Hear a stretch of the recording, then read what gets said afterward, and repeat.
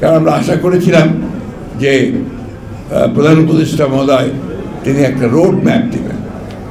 সেই রোড ম্যাপটা আমরা কিন্তু ফর ট্রানজিশন টু ডেমোক্রেসি এটা আমরা কিন্তু ওনার বক্তব্যের মধ্যে পাইনি। রিফর্ম বিএনপি বলেন, জামাত বলেন, এই আমরা এখানে যারা বসে আছি যাদের বিরুদ্ধে মিথ্যা মামলা নাই। তো আমাদের আশা যে মামলাগুলো এইসব মানুষের 1,45,000 মামলা অবিলম্বে তুলে নিতে হবে, এটা একটা দাবি। Police bank commission to be formed for reforms, আগে মামলা উঠুক তারপর ক্ষতিপূরণ নিয়ে। Police bank commission to be formed for reforms, খুব ভালো কথা, আমরা এটাই চাই। অবিলম্বে পুলিশকে, কালকে সেদিন আইজিপিও বলেছেন যে পুলিশকে জনগণের পুলিশ তৈরি করা হবে এবং এটাকে একেবারে আপনার যেটা বলে যে আপনার আইডিয়াল পুলিশ তৈরি করা হবে, খুব ভালো কথা, আমরা এটাও চাই, খুব দ্রুত চাই। তবে একটা জিনিস আমি এখনো আমার ধোঁয়াশে যে অবস্থাটা সেটা পরিষ্কার হয়নি। যে ঘটনা ভালোর দিকে যাক এটাই আমাদের প্রত্যাশা। গতকাল যে ঘটনা ঘটেছে, আপনার সচিবালয় ঘেরাও করে আপনার আনসার এবং অন্য সব কিছু লোকদের নাম পোশাকধারী লোক তারা গোলযোগ সৃষ্টি করে তারা সেখানে একটা সমস্যার সৃষ্টি করতে চেয়েছিল, ছাত্ররা সেটাকে নস্যাৎ করে দিয়েছে। কিন্তু এটা কিন্তু অশনি সংকেত, এটা ভালো লক্ষণ নয়। অর্থাৎ যারা পরাজিত তারা এখন আবার বিভিন্নভাবে সে চক্রান্ত করছে যে এই বিজয়কে তারা নস্যাৎ করে দেওয়ার জন্য।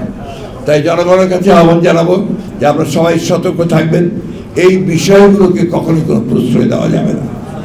আর আমি দেশের বিভিন্ন সংগঠন, বিভিন্ন প্রতিষ্ঠান যারা সমস্যা আছে সব জায়গাতেই, তাদের কাছে অনুরোধ করব যে যখন ফ্যাসিবাদ ছিল তখন তো ধারাবাহিক কথা চিন্তাও করতে পারতেন না, কথা বলার সুযোগ পেতেন না। এখন সুযোগ এসেছে, সময় নিন নতুন সরকারকে। কথা বলেছেন সেই রিফর্মসগুলো কোন কোন বিষয়ে কোনটা রিফর্মস, তবে সেগুলো কিছু কিছু তিনি আভাস দিয়েছেন। আমি জানি এত অল্প সময়ে সবই সম্ভব না, কিন্তু সেগুলো সম্পর্কে একটা ধারণা থাকলে তাহলে আমরা আরও বেশি করে আপনার একটা মানে ধারণা করতে পারতাম যে ঘটনা আসলে ভালোর দিকে যাচ্ছে। যাই হোক, আমরা আসলে তার মুখে কাজী জাফর আহমেদের কথা মাঝে মাঝে শুনেছি। কাজী জাফর আহমেদকে প্রথম যখন দেখি সেটা হচ্ছে আপনার, আমি এই কথা একটু বলতে চাই যে তার যে ক্ষমতা, সেই ক্ষমতার কথা।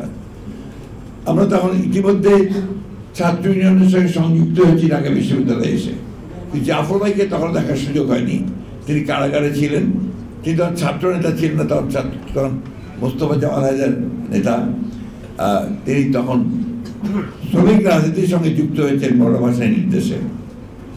কারাগার থেকে বেরিয়ে এসে তিনি ঢাকা বিশ্ববিদ্যালয়ের সায়েন্স অ্যানেক্সে একটা বক্তব্য রাখবেন। আমরা এই কথা শুনে আমরা ফার্স্ট ইয়ারে আছি, আমরা গেলাম। আমাদের সঙ্গে নটরডেম কলেজের প্রায় 21 জন ছাত্র, তারাও গেল তার বক্তৃতা শুনতে। নটরডেম কলেজের ছেলেরা কিন্তু আমরা রাজনীতি করতো না,